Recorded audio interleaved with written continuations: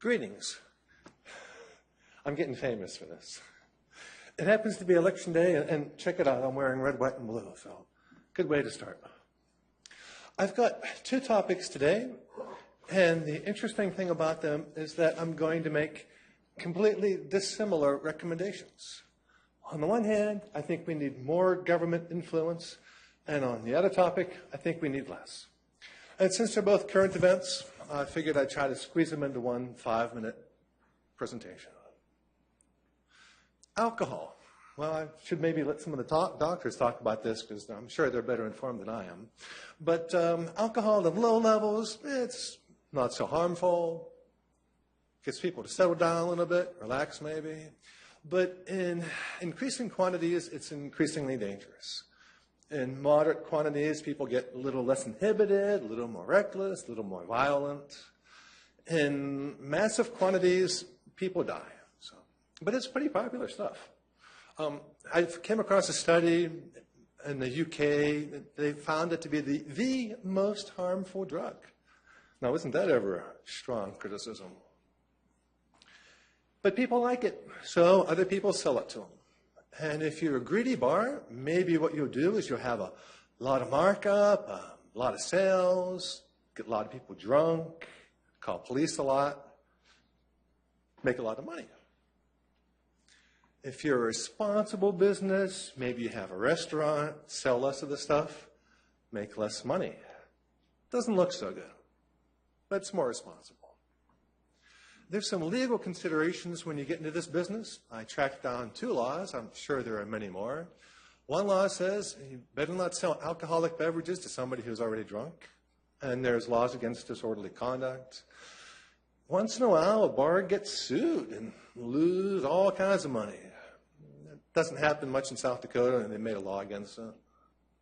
But notice who I ascribed responsibility to. I figure everybody who's involved has their share of responsibility. Cities making laws, I figure there's some responsibility there. Bars sell the stuff, and people drink it. So everybody's got their share of the issue. We can note that police calls cost money, and people pay for that. I don't have an estimate yet. Is it $100 a call? Is it $500? Could it add up if you have one business making a couple hundred calls a year? And for each call, maybe there's prosecution, jail time, adds up. It's a hidden subsidy for a small part of a local industry. We should be aware of this. So, if a small part of the local industry has some problems, I think we should study that small part and then study a different part of the same industry to try to compare these different business models and see if we can't make the road a little better safe, a little safer place, save some taxpayer money, reduce some crime. But mostly, we need a study because I don't really know what's different between the businesses that don't have any trouble and the businesses that do. But I'm sure you could figure it out with a little bit of investigation. And that was part 1, recommending more government influence. Part 2, we're going to talk about mass incarceration.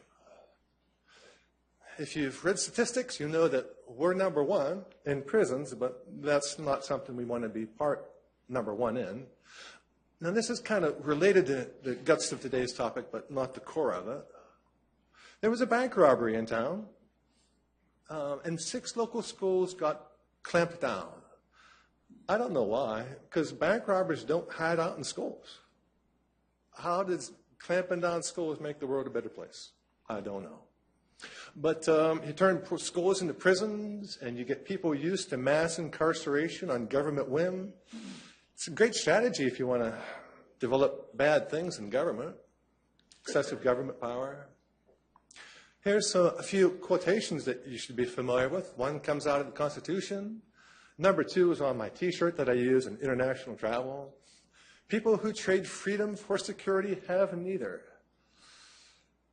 And since I'm out of time, I'd like to bid everybody a good evening. And that's a view out my back window.